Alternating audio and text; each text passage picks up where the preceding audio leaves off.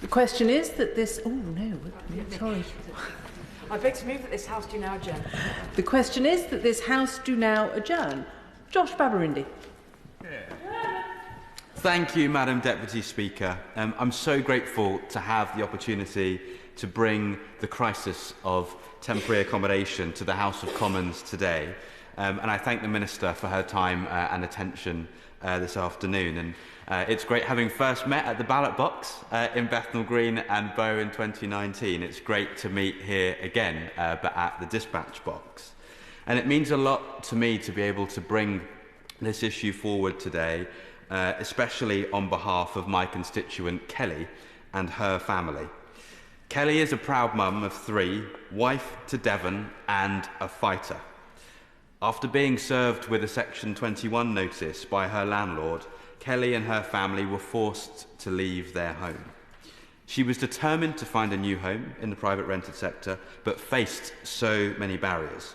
One was that many landlords required her to find a guarantor whose salary bracket was not one that folks in her network were in.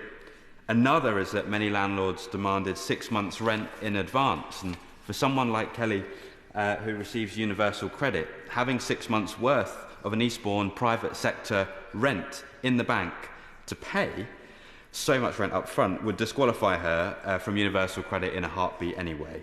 So despite pulling out all the stops to find a new home, having been displaced from their previous one, Kelly, her 3 children and Devon as their stepdad have been backed into the corner of homelessness, into temporary accommodation, until a longer-term home can be found via the council or via the private rented sector.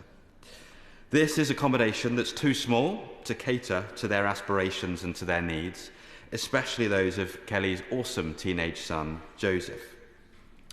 This is accommodation that by its very nature is temporary, not secure, accommodation that forces families to exist, not live, accommodation that could not feel further from a home.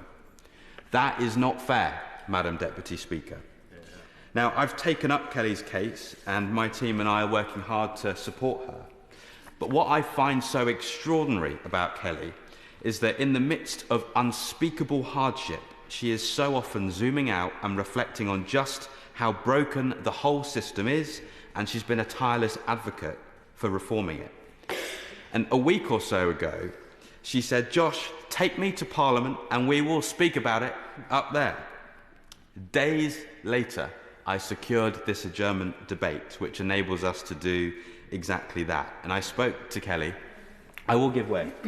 Madam Deputy Speaker, I thank the Right Honourable Gentleman, the Member for Eastbourne, for securing this debate. It is indeed an important issue, and I agree that it is admirable in those circumstances to pull out and see the bigger picture. And if I could add to that bigger picture, in Hackney South, and Hackney as a borough, I represent obviously half of the borough, but Hackney, forecast cost of temporary accommodation is £54 million this year, and there are 8 primary schools worth of children, equivalent to 1% of our population living in temporary accommodation. This is an unsustainable position, and I'm sure he'd agree, and congratulate him again on bringing this to the attention of the House. I thank the Honourable Lady for her intervention. I could not agree more, and in fact I will come to the cost of temporary accommodation later, but she knows as well as I do that the National Audit Office described this situation as unsustainable. It needs a resolution, which is why this debate today I think is so important. And on securing this debate, I called Kelly, shared the news, and she said in reply, "What needs to be said is going to be said in the place it needs to be said, to the person it needs to be said to. You are the right person to say it, Josh. It's therefore so humbling to welcome Kelly and her son Joseph to the public gallery today. I hope I'm the right person. I hope I say what needs to be said, and I hope that I do not let Kelly and families like hers down." So with her blessing, I've shared some of Kelly's story today, and she is just one of the 117,450 families who are in temporary accommodation in this country right now. That is a 12% rise compared to last year. And heartbreakingly, There are over 150,000 children living in a temporary accommodation, which is enough to fill 5,000 classrooms. I will give way. Thank you. My honourable friend, I wanted to mention today the plight of children missing from school, because there is a massive problem with children going into temporary accommodation but simultaneously losing their school place because they have moved out of their area, or alternatively trying to retain their school place in the hope of being able to move back to the area but then being missing from school for a sustained period of time. And I just wanted to take a moment to draw attention to that particular difficulty, and that as far as I'm aware at the moment we don't measure educational outcomes for children who have been in temporary accommodation, and ask if my friend would encourage us to start doing that. Thank you. I would absolutely encourage that. Thank you, Madam Deputy Speaker. I would absolutely encourage that. And in fact, there needs to be more coordination between local authorities, between educational settings, and indeed between health and care settings as well. Many have advocated for a notification system in order to aid the kind of knowledge of those situations so they can be addressed. So the circumstances are devastating. We hear from honourable members who have made interventions that this is also the case in their patches too.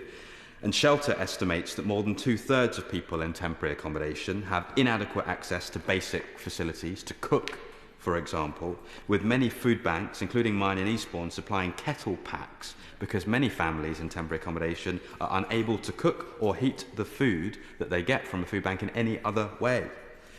Isolation is also a consequence, especially for those who are placed in temporary accommodation miles away from their support networks or where rules of their accommodation ban visitors. Most shockingly, I think, according to the Shared Health Foundation analysis of the National Child Mortality Database, 42 infants have died since 2019, with temporary accommodation being a contributing factor to their death. We cannot go on like this. Not only is this unacceptable on a human level, but as I discussed earlier, the National Audit Office have been clear that this situation is unsustainable for local authorities, especially mine in Eastbourne. In my hometown, families in temporary accommodation have doubled since 2019. This, combined with our food bank becoming the busiest Trussell Trust food bank in the country, more food parcels distributed per head last year than any other in the UK, led to my campaign to declare a cost of living emergency in Eastbourne, the first place in the UK to do so, which unlocked emergency support for those struggling most. But this temporary accommodation surge led to the financial cost of the council jumping from 2.2 million a year in 2019 to 5 million a year projected for this year. I will, very briefly. I thank the honourable gentleman for his indulgence in giving way again, but he's right to cite the National Audit Office's excellent work shining a light on this issue. And doesn't he agree that if we could turn those many millions that are spent on temporary accommodation instead into money that was spent on good quality, affordable social housing, we would go a long way to solving this problem? The Honourable Lady has a crystal ball because, again, she's preempted a statement that I make later on, but absolutely, and I commend her on her work as former chair of the Public Accounts Committee that I know took a deep interest in this work too. So we've seen the costs in Eastbourne skyrocket, and in fact the council has said that 49 pence in every pound the council collects in its share of council tax is currently spent on temporary accommodation. As a result, as I speak, Eastbourne Borough Council has been forced to consult on incredibly tough saving decisions to avoid issuing a Section 114 notice, and the picture is similar in other councils. I will, yes. Does the honourable gentleman agree with me that the decision by the last Conservative government to freeze local housing allowance rates for temporary accommodation claimants at the 2011 rates is causing increasing pressure on local authorities such as mine in Ashford? I thank the honourable member for his intervention. There's a lot of clairvoyance and telepathy going on here. I will refer to that later on, but we absolutely need to have a look at what's going on with LHA rates. They've been frozen at the same level since 2011, which represents a different era. I'll come to that again later. But the LGA has said that local authorities in England spent 2.29 billion on temporary accommodation which is 29% more than the previous year and 300% more than 2015. And 1 in 4 councils are saying they're likely to need emergency government support to avoid a Section 114 notice. So what are the solutions? Well, first and foremost, we must urgently improve conditions for families in temporary accommodation like Kelly's. They should be entitled to essential facilities, and every effort must be made to prevent them from being displaced from their communities, from their support networks, and from the advice that they need and deserve. Imminently as well, councils need emergency support to help them avert immediate financial crisis. Eastbourne Borough Council leader Stephen Holt, who is also in the gallery, led an emergency summit last year, after which 118 other cross-party council leaders wrote to the last Chancellor with proposals for emergency support. That letter then fell on deaf ears. I draw the Minister's attention to it now, which includes proposals to update and uprate the LHA rates with a view to updating them from their outdated 2011 levels. We also need to address the appalling practice of people opportunistically renting private rented sector homes for the sole purpose of immediately then subletting it to councils at an increased rate to be used as temporary accommodation. This is contributing to the inflation there. But beyond this, the government must urgently publish a strategy to end homelessness in all its forms as soon as possible. And this must involve building more homes, especially social housing. Would my honourable friend give way? I will, absolutely. Thank you very much. Thank you, Madam Deputy Speaker. You mentioned earlier in your remarks 150,000 children growing up in temporary accommodation. And I think, would you agree with me that the health and the educational outcomes of those children are adversely affected by being in temporary accommodation, but also at the risk of moving means that the chance to have a settled community is also reduced, and to be able to build up those lifelong friendships. And further, that actually by developing more social homes at social rent, we'll be able to give people secure tenures, but by removing hope value in development land parcels would mean that actually we'd be able to develop more social housing cheaper, and therefore wouldn't have such a burden on the pressures that the government are facing in regards to the economy.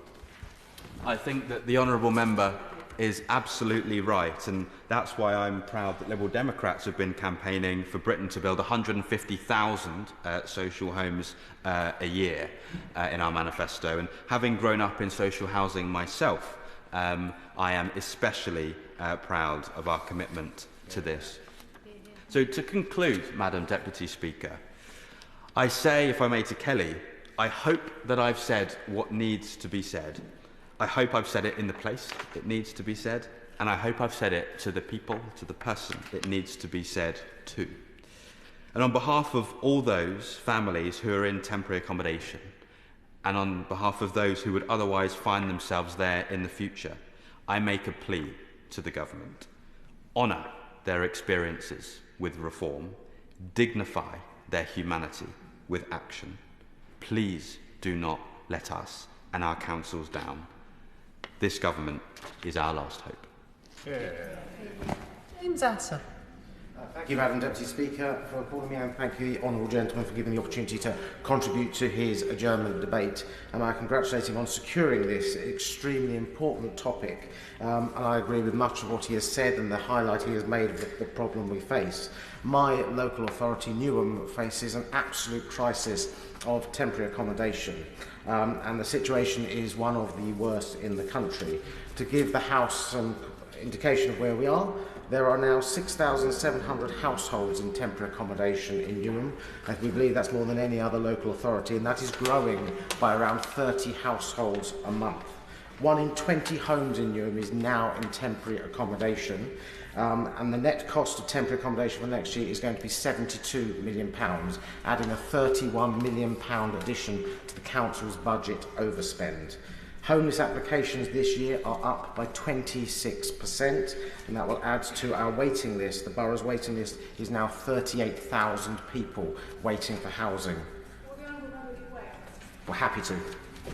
I thank the Honourable Member for giving way on that point, and while I cannot replicate those figures in my own council of Chelmsford, they are still stark it is terrible to see just how much they've changed over recent years. And I just wanted to say to ask him if he agrees with me that, of course, there are so many councils around the country that are facing this. And just to give an example, in my own constituency of Chelmsford City Council, where if we talk about the spend, the temporary accommodation spend, the percentage of the council's core spending power has gone up from 5.62% in 2020 to 24.44% in September 2024.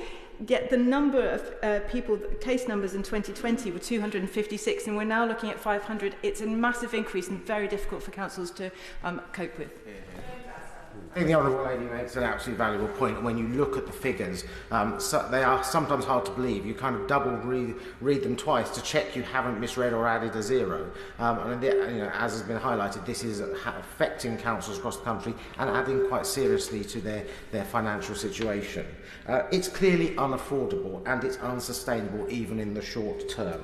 We desperately support to deal with the impact this is having on council's budget, as the Honourable Lady has just pointed out, they are under huge pressures already. But I would also like to say it's the impact on families, as the Honourable Gentleman has pointed out through his example of Kelly, his constituent who has joined us today. Since the cost of living crisis, when the supply of temporary accommodation slumps and demand soared in my borough, my casework, my advice surgery saw a massive increase in casework. People coming to see us who were living for months at a time in hotel rooms. Perfectly decent hotel rooms if you're staying for 3 or 4 days, but if you are there for months on end, families of 4 or 5 people living in a single room without cooking facilities, the impact on the parents' mental health, some of the children's physical health, but also on the children's educational opportunities was really quite serious and very difficult to deal with as we try and deal with the sheer numbers. Could my honourable friend give way? Very happy to. Madam Deputy Speaker, I thank my honourable friend and neighbour for giving way. I'm old enough to remember when bed and breakfast was a common use, was commonly used for households who couldn't get permanent accommodation. That rightly was dealt with because it was a scourge on modern society. Doesn't he agree that we are now slipping massively backwards because of the numbers that he's outlined, and that we need to find a solution to this in quick order in order to support our constituents? I agree with my honourable friend. I think she's exactly right. We've gone to a position where people are living in flats on temporary accommodation, back to that very point where hotels are the only option. My council is desperately seeking alternative solutions, but the sheer scale of the problem makes that very, very difficult. Now, I know the Minister, as a fellow East London MP, will understand the problem and that difficulty too, and the issues we face. But I would be asking really that we are looking urgently at financial support in the short term to try and deal with the immediate crisis. But we also certainly need a long-term solution, financial solution to help councils through this.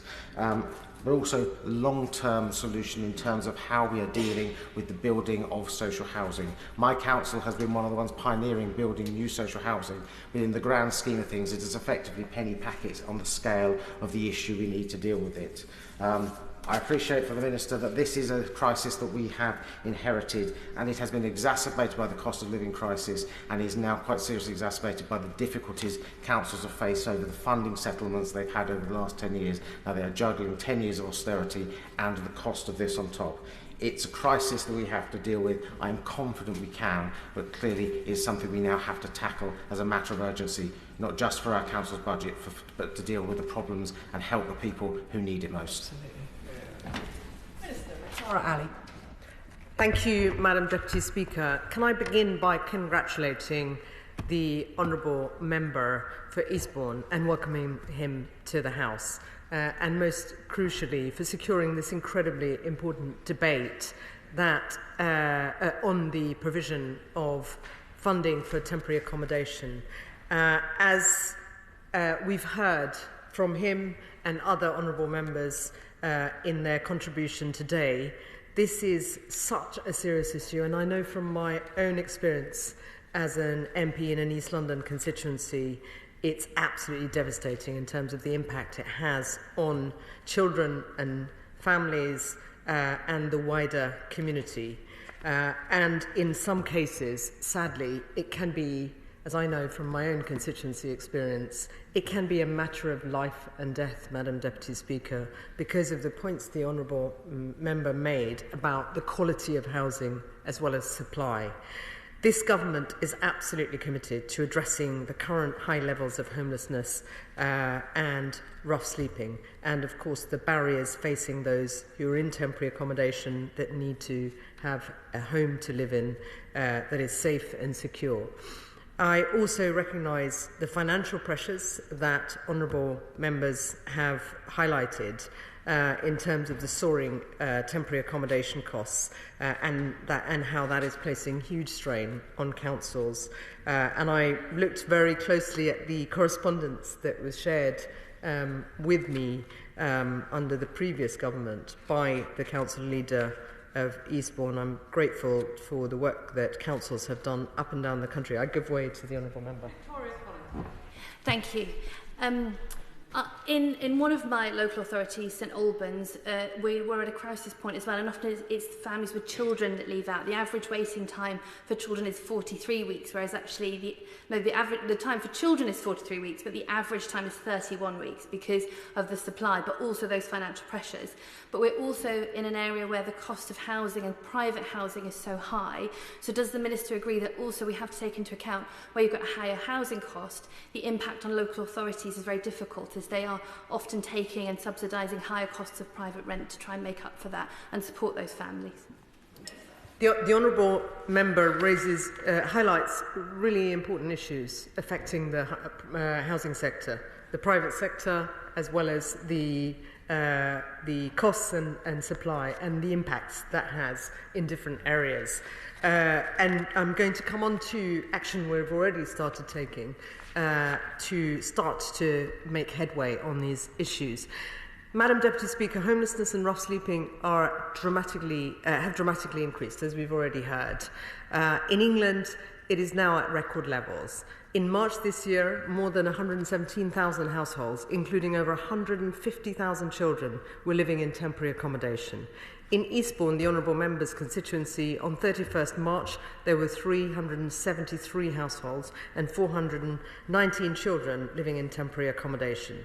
It's shocking that children in the 21st century, families in the 21st century in this country, are having to live without a permanent place to call home and having to live in horrific conditions where the temporary accommodation is not of a decent standard. And we all know of cases where that is deeply problematic. I give way to my honourable friend. Madam Deputy Speaker, I'm very pleased that my honourable friend is in this post because she does understand the real issues here. And we have this ridiculous situation where families in my constituency in East London are now being sent to other parts of the country, putting pressure on those housing markets and causing issues there. So this is a vicious circle which is costing the taxpayer and the households and our schools and our communities dear. And I'm sure she's moving into what solutions might be available, but she has our support in finding those solutions. Yeah. I'm incredibly grateful, and my correspondence box is piling up with the mix of issues that she points to, and we need to work collectively to try and tackle these issues, because unless we deal with it in the round, one area's issues will be transferred to another, and I know that is not the answer. We've got to address those, but it will take some time for us to gather that evidence and make sure we work with members to tackle those barriers. I'll give away briefly. I thank her for giving way. She's spoken about the importance of working collectively. Council leaders, like Stephen, who's in the gallery, are very keen to do that as well. She said that she's seen the correspondence from him and other council leaders. Would she be willing to meet with a delegation of council leaders, including Stephen, to talk about some of those ideas and proposals that were in that? If she's not going to address them, maybe she will later on in the speech. It would be really, really important to hear from Stephen direct about Eastbourne's situation and go from there. I'll come on to what we hope we can do in the coming weeks and months. Madam Deputy Speaker, all temporary accommodation must be safe and suitable for households affected.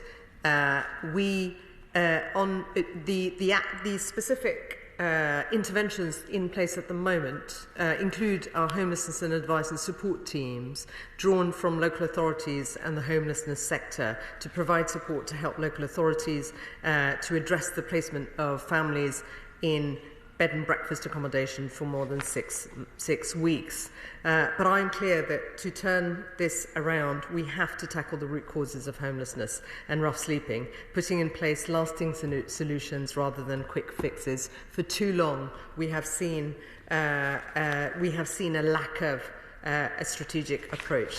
The Honourable Member for Eastbourne has used his debate to highlight the devastating effects on his constituents, and the example, the story he shared, is a powerful one that we can all relate to in the experiences our constituents have faced. And of course, honourable members have rightly raised the pressure on council finances. This government is absolutely committed to resetting the relationship between local and central government, working in partnership in the interests of those who are living in temporary accommodation and who face homelessness.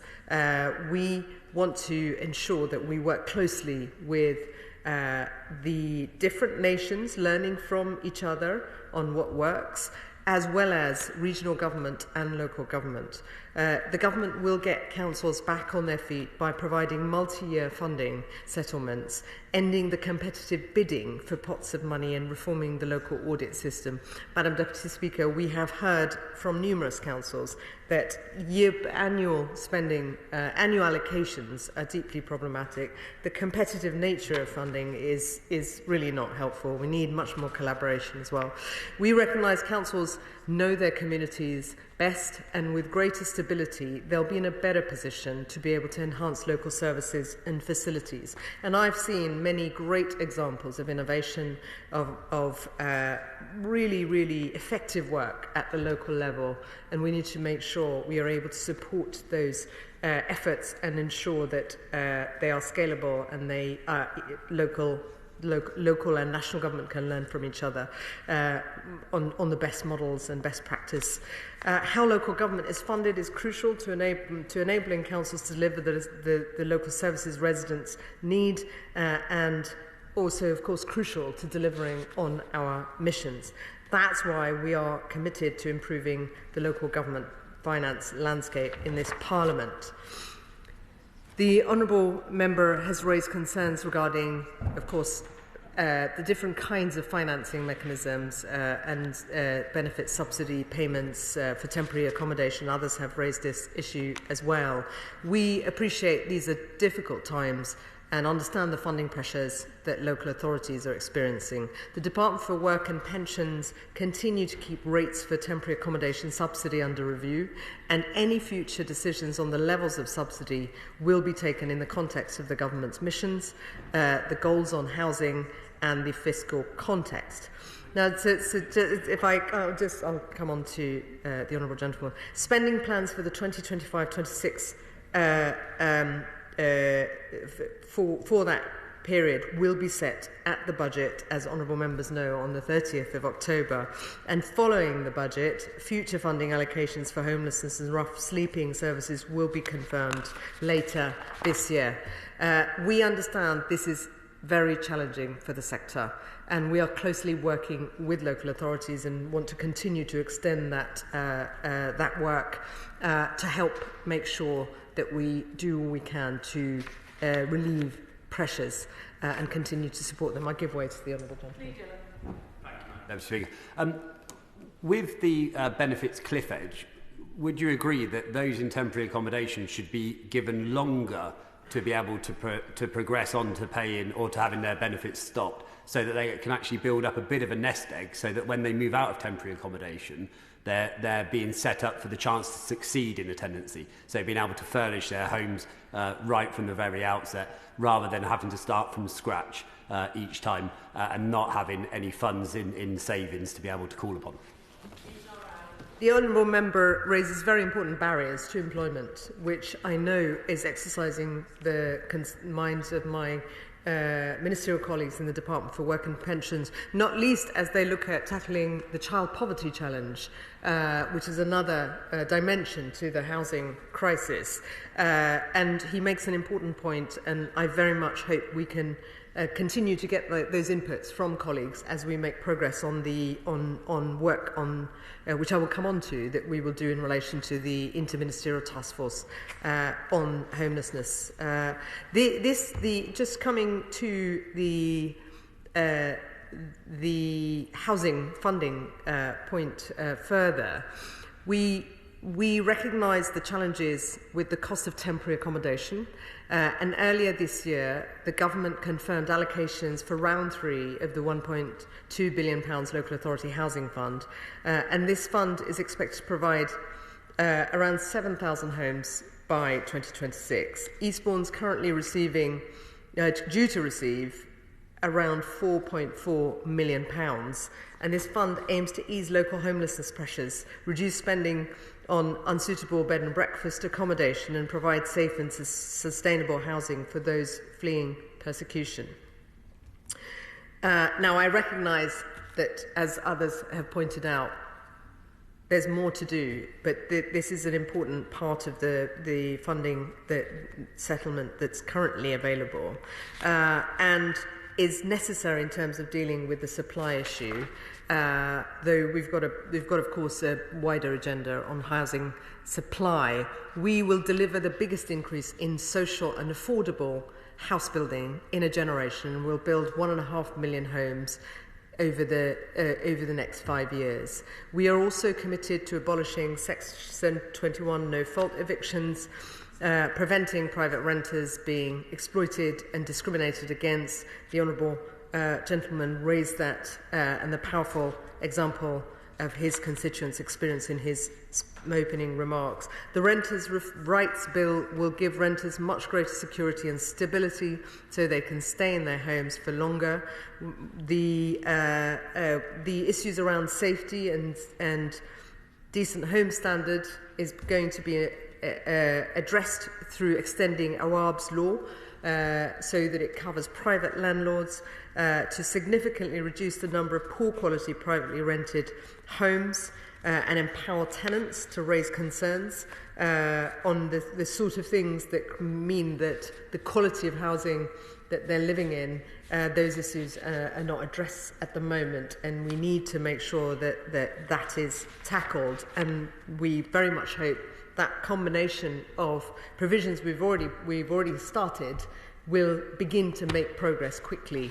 Madam Deputy Speaker, it's just over 3.5 months, over 100 days since we've been in power, but we are absolutely determined to tackle these issues. And I know that some of the other issues that have been raised, such as out-of-area placements of our constituents, is deeply damaging, where families are moved away from their networks, from schools, from health providers and other support systems. So we are very clear that if a local authority places a household into accommodation in another local area, they are required by law to notify the local authority of any placements.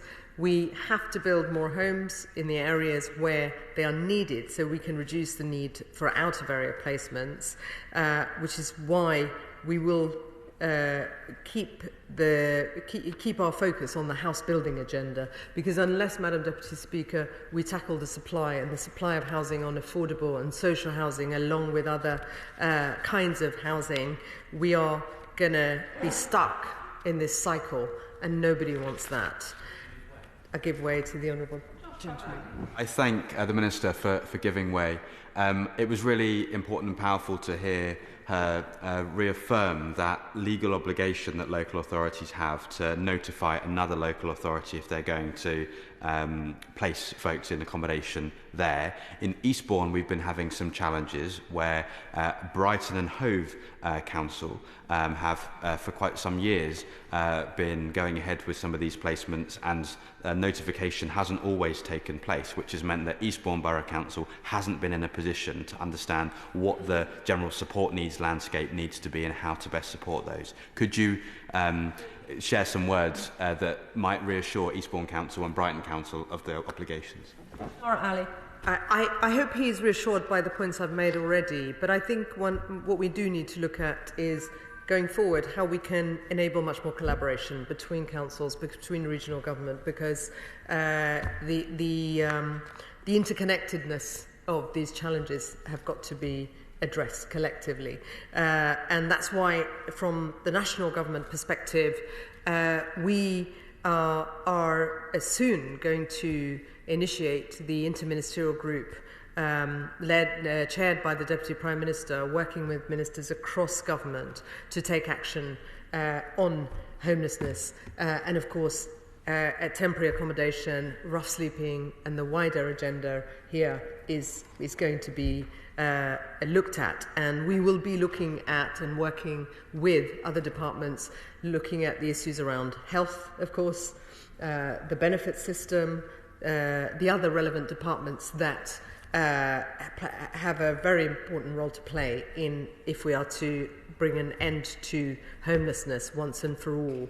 And in that context, we are absolutely committed to making sure that local government as well as regional government play their part, working with us, along with, of course, the sector, the charitable sector, the community sector, and I've heard powerful stories of faith organisations in the work that they do to support those who face challenges around housing and homelessness, that their insights and their contributions are included as we develop solutions to tackle this problem.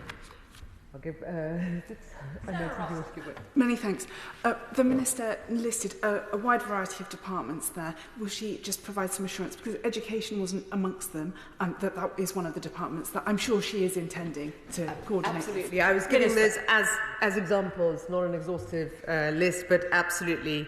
And I have already met with, as has, of course, with the Deputy Prime Minister has, with colleagues. We work very closely with the Department for Education. There's a great deal of interest and enthusiasm at ministerial level and at official level. And of course, we know at the local authority level with colleagues across the House on working with us to develop a cross-departmental, cross-societal strategy that focuses on getting results, getting outcomes. And we need, of course, to deal with the immediate challenges, but we need a long-term strategy. I want to reiterate to colleagues that we are absolutely committed to tackle the root causes here. And I hope that we can all take hope and heart from the extraordinary work that many organisations do up and down the country, in our communities, in our constituencies, the work of local authorities, the work of other agencies, of course, the multi-agency approaches, whether it's healthcare, education. We've seen that work that happens in local areas. And, of course, the work that many of our colleagues have done here in this Parliament to campaign and raise awareness of the plight of those who face homelessness. We have a real opportunity to get this agenda right. And in that spirit, I welcome this debate, and I really appreciate the turnout, given this is an adjournment debate, and normally it's only a couple of people. The turnout and the interest, because for me, what's really crucial is that we build those alliances. We use the insights of members of Parliament who are at the sharp end of trying to support their constituents, as I have found throughout my political career, along with colleagues. And I hope that colleagues can see that there is a real openness in this government to work together to tackle this challenge once and for all. The question is that this House do now adjourn. As many as are of that opinion say aye. Aye. The ayes have it. The ayes have it. Order, order.